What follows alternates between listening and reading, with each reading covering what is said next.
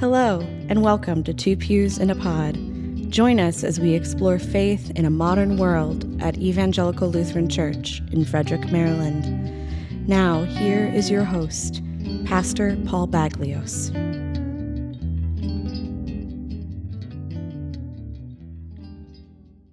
I'm Paul Baglios, serving as pastor at Evangelical Lutheran Church.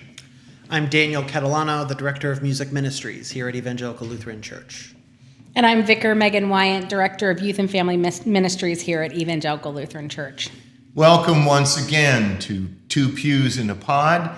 This is the third of four planned episodes around the topic of training, education, and formation of people for public ministry leadership in the church. Last time, previous episode, we talked about learning in our seminary programs that has been so far most impactful for us, most formative for us. And today our topic is going to morph on that. We're going to talk about what in our own ministry leadership experiences we wish perhaps had been addressed more explicitly, more intentionally during our seminary programs. And of course, we don't come at this, the three of us, from the same context, because I finished my seminary degree program decades ago. Daniel and Megan are still in theirs. Nevertheless, the way that I would introduce this topic for our conversation is to say that I think formation for ministry leadership has to attend at least to three areas. I'll call them knowledge, skill, and character. In other words, what do we need to know to function competently in ministry leadership? What do we need to know how to do well to function competently in ministry leadership? And then what sort of people do we need to be to serve in ministry leadership? And reflecting on my own experience in seminary, I think all three of those have absolutely equal importance. But the third of those I'll talk about as the character of ministry leaders. I don't recall this being intentionally addressed in my own seminary experience. And I learned, following ordination and call, I learned to grow, I think, at least in my awareness of the importance of character, and in other ways have learned and experienced formation of character for ministry leadership. But seminary didn't explicitly address it. And I would offer that as an observation of critique. I think it's vitally important. And I want to know what you think about the broad question, but I'll invite both of you to respond to what I've just said, if that makes any sense. Yeah. No, I would agree. I think it's a tricky line, thinking on my own experience in seminary at Church Divinity School of the Pacific, which I'm wearing. He's wearing the swag, yes, in right? case it doesn't show up clearly. Right. I think part of the character development, it's just curious about the priority of the seminary, because I think perhaps over the decades and even what we're perhaps experiencing, there's this fine line between the skills and the education portion of it, and then how much we're being, as someone, how we're being formed, which is the phrase we hear over and over, and the building of character, which I think is super critical for the development. But I would agree with you that I think while there's still some formation going on within my seminary experience, I'm not quite sure working on our own character is an explicit part of it. It may be sort of sprinkled throughout the 4 years or sort of looking at different aspects of it. But I think that may be an area where there could be some growth. Yeah, I agree, because when you broached that as being the topic for today, that the biggest thing I see is how we interact with others, right, in healthy ways. And the only way we can even have a starting point is to know ourselves and have done work on ourselves. And that is definitely an area where I don't think we do explicit work. During clinical pastoral education, you start. I feel like that is a starting point. And because it is built into a program, you're accountable for that growth and really leaning into that. But once that program and once you have completed that unit, I'm not sure it necessarily comes up in any other way. And that to me is like an accountability issue, because once you don't have an assignment or reading, how often do we personally prioritize that, right? Right. Well, I think of some projects that I will not go into detail about some of my experiences, but perhaps I'll just say that, some colleagues may have been easier to work with than others. And it's not necessarily to think punitively or to criticize them, but I think so much of our own ministry is to work with people. And I know within myself that I would want to learn to be a really great colleague and to work with others and to have that collaborative spirit. So that's, I think, also tricky, because then how do you measure that? Yeah. Oh, well, were you a nice person? Yeah, check mark green. Or you weren't such a nice person. So, so I think there's still some work to develop how to create not an evaluative, but a way to measure that. It's almost creating a culture, though, that even, within all your courses, within everything that you do, that there's a standard. Because we know when you're in class and having discussions or working on projects, that those dynamics play such an important role, but it's the perfect opportunity to practice active listening, how to deal with tense conversations when you don't agree, and just caring for one another. We have the opportunity to do that. But like you said, I don't know. Well, and so much I think of, I'm on the cusp of my theology class, so it's all really on the front end. But what it means to be church is to work through all of those tensions that we as Christians, and particularly as those who are looking to call ministry, we don't act alone. Even monastics historically would still have this network, would still come back. And so much of how we are and to be formed, and then how then we model that is how are we in ministry? How do we how do we create that space, that environment, I think, as you said, where it's this culture of things will happen. Yes, there will be tension. Yes, there will and just be disagreement. And we're all learning how to do this. Right. Yes. And how will we But the standard, too, that we're expected to not just leave class, go and gripe. You know? Exactly. Yeah. I think where that's you work through critical. Because I know perhaps you have a similar experience that for times when it does work out, where there has been tension, in the awkward, you've been able to work it out, that those are friendships that are, or connections that are lasting. I mean, at least for me. Absolutely. I've seen that as well. I think of, as a biblical foundation, I think of Paul's comment in the New Testament, I have become all things to all people. And he goes on, I think rather carefully, to explain what he means.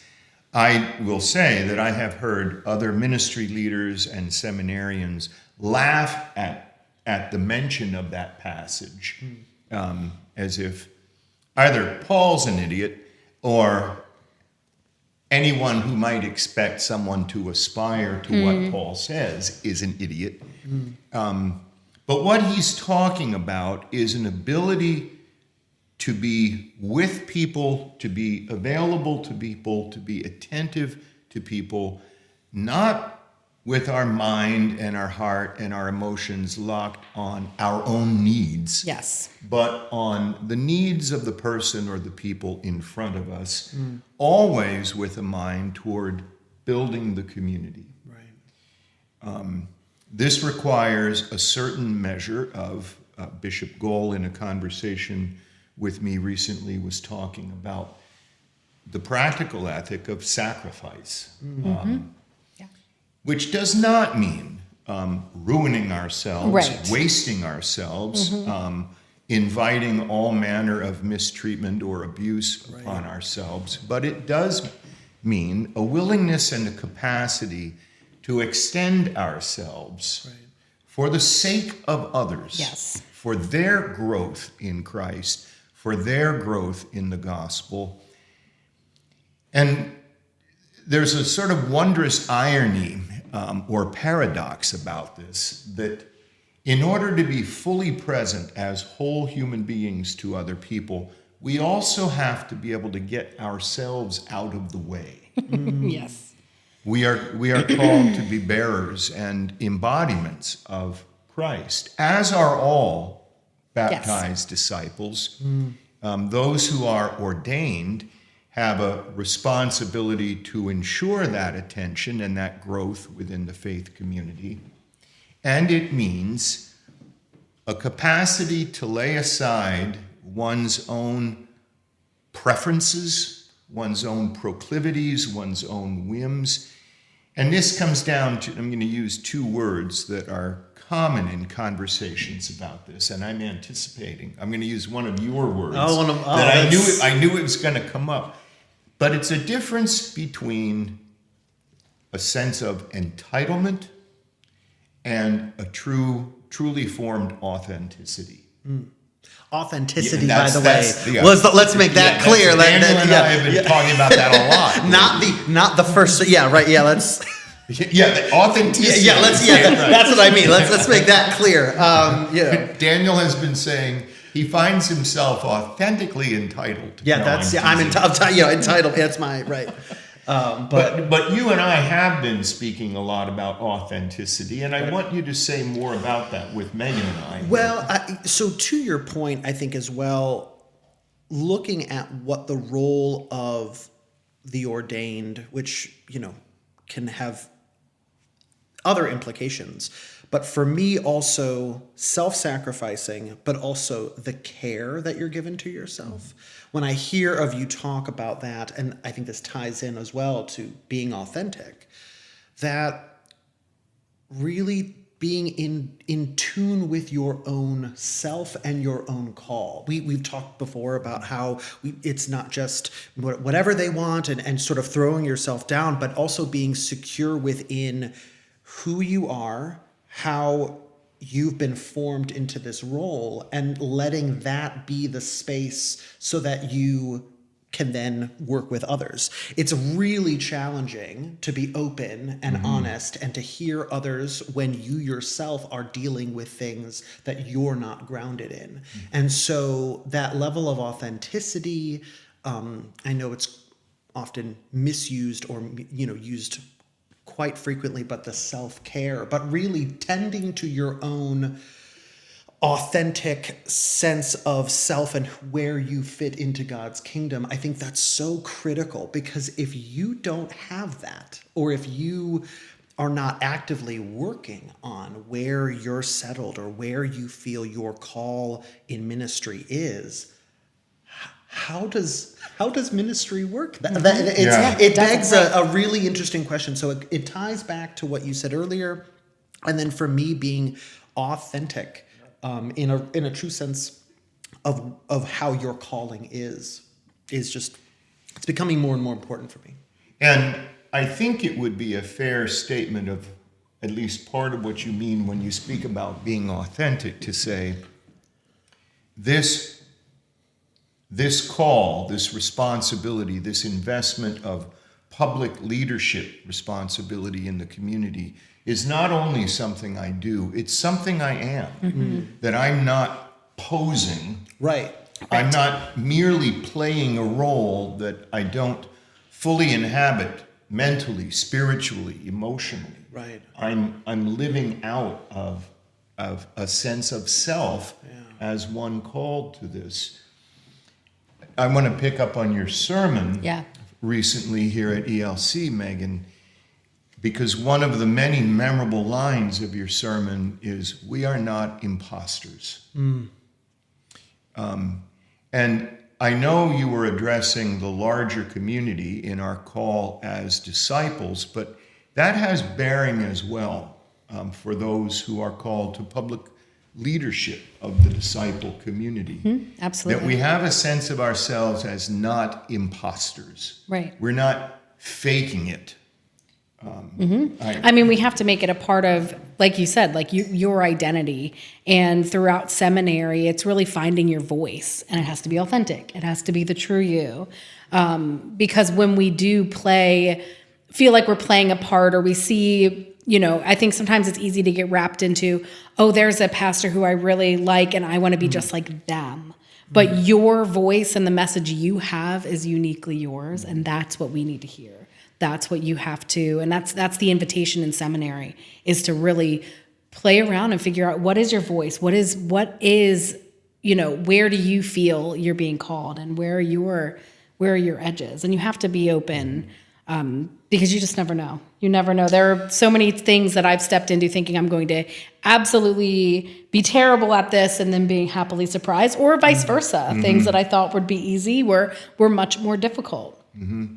I think of the long haul of ministry, because I know we're sort of on this like precipice of starting more, and it's curious how faking it takes a lot of energy. Oh, yeah, So like I think about within a choir sense, these long pieces like Handel's Messiah, which depending on tempo can be 2 hours and 30 minutes, or Mozart's Requiem. I mean, these are long things. And what do the conductors tell? Sing well, sing authentically, sing as you don't bolster your voice so that you're this grandiose voice, right. Because in 6 minutes, you're going to be, and we're going to need more from you. So I think that also ties in with the authentic self-care, self-awareness that like, you only need to be yourself, because if you're surviving, well, probably not the right word, but surviving ministry or thriving in ministry. There you go. There it is. That's what I meant to say. We'll edit all that out. But the thriving in ministry, I think, can really work if you're you, because if you're trying to sort of put on someone else, or you're trying to I want to be like that preacher, it's going to take a lot of energy to be them and not to be you. And people are going to see through that, and your ability to care and minister for them is going to be affected by that every time. Yeah. You used the word edges a moment ago. And I'm curious to know, I think I know the answer to this question also for you, but I'm not sure. I don't know that you and I have ever talked about this. One of the things that is currently an expectation of Lutheran seminary programs that was not at all when I was in my degree program in the early 1980s was that all people preparing for ministry leadership would be in spiritual formation, working with a spiritual director. I became aware of that concept and that teaching later in life, and I have now for nearly the past 12 years, 11 and a half, I've been working with a spiritual director. And finally taking the step to do that was prompted by a comment that I heard a bishop say, that it would happen to be a he, that he would not consider anyone who was seeking a call in the synod that he served who was not in spiritual direction. Do you have a I actually do not, no. Is that not? It is not a hard and fast requirement. They have a spiritual formation requirement, and you have to, and it involves, you could have a spiritual director. It gives you a list of different things that you can do. And I'll describe that I meet once a month with mine by phone. Right. She is in Nebraska. Yes. Yeah. And one of the ways that I might describe what is the work she does with me is to help heighten my awareness of my own edges and my willingness and effective capacity to sand them down so that they don't become points of abrasion in relationship with other people. And I know you've spoken to me about being in spiritual direction. Right. Well, and so there's been a number of revisions done by the Episcopal Diocese of Maryland where what was once a recommendation is now a requirement that even before you start at the very early stages, you must have a spiritual director. Some bishops, and I would have to check some of this. Some bishops require by the time you are ordained, you are in good standing with a spiritual director and a therapist, non-negotiable, which I think at first was like, oh, that seems very, and I'm like, oh no, like that, Right, that's a part of the it's just a self-care. part of just to at least be in some sort of communication. So I agree. I think it's a pretty critical point because I try to meet at least once a month with mine, and it's almost it's very monastic in that way. Yeah. There's monastic language about the rough edges, and they talk about if you have this sort of bag of rough rocks and you stick them in a bag together and they're rubbing together and they're doing all this, eventually they become smoothed. And I think that is that ecclesiological understanding of church, which is just the fancy, it's just how church is church and how community is community. And I think we all need each other in that way. So. Yeah, absolutely. Well, again, we are grateful if you have joined us listening or watching. Our next episode, part 4 in this 4-part series, we will have a guest, a member of this congregation, and we will introduce that person at the start of the episode. I'm Paul Baglios. I'm Megan Wyant. And I'm Daniel Catalano. Thank you.